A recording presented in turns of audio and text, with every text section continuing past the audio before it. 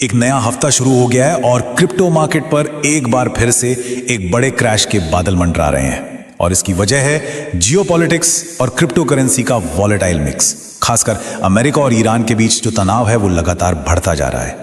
तो आज हम इन 5 हिस्सों में इस पूरी सिचुएशन को समझने की कोशिश करेंगे।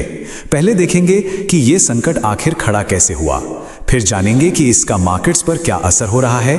इसके बाद बिटकॉइन के लिए कौन से प्राइस लेवल सबसे जरूरी हैं, इस अनिश्चितता में हमारी स्ट्रैटेजी क्या होनी चाहिए और आखिर में लॉन्ग टर्म में इसका क्या असर हो सकता है।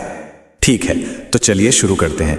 देखिए, असली प्रॉब्लम यह है कि एक बहुत ही नाजुक शांति टूटने की कगार पर है।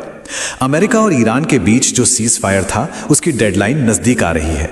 मिडिल ईस्ट में सीज फायर खत्म होने में अब बस 3 दिन बचे हैं और यहीं से मार्केट का डर शुरू होता है, बस इस एक सवाल से कि आखिर किसकी बात पर यकीन किया जाए, क्योंकि दोनों तरफ से जो खबरें आ रही हैं वो एक दूसरे से बिल्कुल अलग हैं। ये समझना मुश्किल हो गया है कि कौन सच बोल रहा है और कौन नहीं।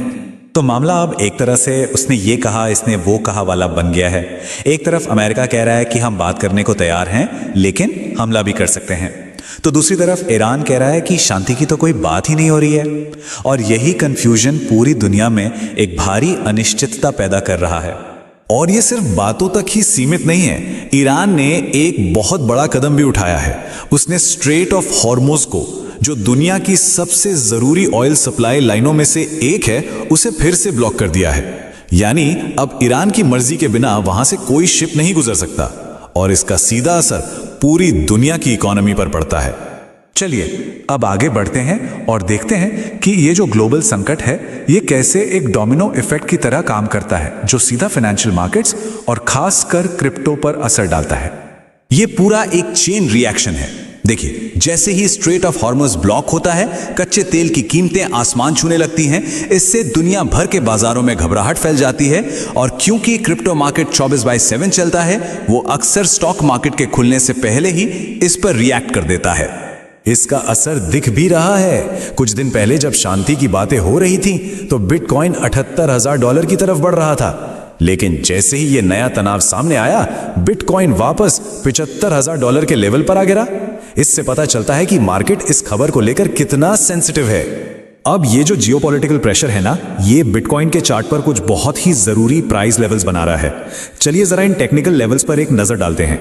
सबसे पहला और सबसे जरूरी सपोर्ट लेवल है $68,000 का। ये लेवल इसलिए भी खास है क्योंकि यहीं पर 50 डे मूविंग एवरेज भी है, जो इसे और मजबूत बनाता है। अगर मार्केट यहां तक गिरता है तो ये उन लोगों के लिए एक अच्छी बाइंग अपॉर्चुनिटी हो सकती है जो सही मौके का इंतजार कर रहे थे। और अगर हालात बहुत ज्यादा बिगड़ जाते हैं, मतलब मान लीजिए सीधा मिलिट्री एक्शन शुरू हो जाता है, तो अगला जो सबसे बड़ा सपोर्ट है वो है $63,000। खबरें तो ये भी हैं कि बड़े बड़े इंस्टीट्यूशंस और वेल्स इसी लेवल पर खरीदने का इंतजार कर रहे हैं। लेकिन सिक्के का दूसरा पहलू भी है। अगर किसी तरह शांति समझौता हो जाता है तो मार्केट बहुत तेजी से ऊपर जा सकता है और $85,000 को अपना अगला टारगेट बना सकता है। इससे यह पता चलता है कि बस एक अच्छी या बुरी खबर मार्केट की दिशा को कैसे पूरी तरह बदल सकती है। तो सबसे जरूरी सवाल यह है कि इस तरह के अनिश्चित माहौल में क्या करना चाहिए, हमारी स्ट्रैटेजी क्या हो। जब तक कोई साफ तस्वीर सामने नहीं आती, बाजार में सावधानी बरतना ही सबसे सही है। जो लोग शॉर्ट टर्म ट्रेडिंग करते हैं उनके लिए एक ही सलाह है, बहुत बहुत ज्यादा सावधान रहें। फ्यूचर ट्रेडिंग से तो बिल्कुल दूर रहना ही बेहतर है, क्योंकि 5-10% का मूव भी पूरा पोर्टफोलियो खत्म कर सकता है। लेकिन जो लोग लंबी अवधि के निवेशक हैं उनके लिए यह पोर्टफोलियो स्ट्रक्चर इस तूफान से निकलने में मदद कर सकता है।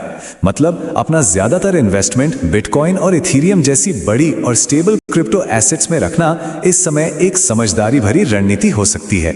ऑल्ट कॉइन्स के लिए एक बहुत मशहूर कहावत है, चले तो चांद तक नहीं तो शाम तक, और इस माहौल में यह कहावत बिल्कुल फिट बैठती है। इसीलिए ऐसे अनिश्चित समय में ऑल्ट कॉइन्स को पोर्टफोलियो का एक छोटा हिस्सा ही रखना चाहिए, क्योंकि जब बिटकॉइन और इथेरियम 50-60% गिर सकते हैं तो ऑल्ट कॉइन्स में जोखिम कहीं ज्यादा होता है। चलिए अब थोड़ा सा जूम आउट करते हैं और बड़ी पिक्चर देखते हैं, जहां कुछ एनालिस्ट्स इस ग्लोबल लड़ाई के अंदर भी एक बड़ा मौका देख रहे हैं। शॉर्ट टर्म में पैनिक भले ही हो, लेकिन ये याद रखना जरूरी है कि बड़े खिलाड़ी मतलब इंस्टीट्यूशंस अभी भी बिटकॉइन में पैसा डाल रहे हैं। ETF में लगातार खरीदारी हो रही है और वेल्स हर गिरावट पर और ज्यादा बिटकॉइन जमा कर रहे हैं। ये सब तेल और ग्लोबल पावर पर कंट्रोल की एक बड़ी गेम थ्योरी का हिस्सा हो सकता है। और अब एक बहुत ही दिलचस्प लॉन्ग टर्म भविष्यवाणी।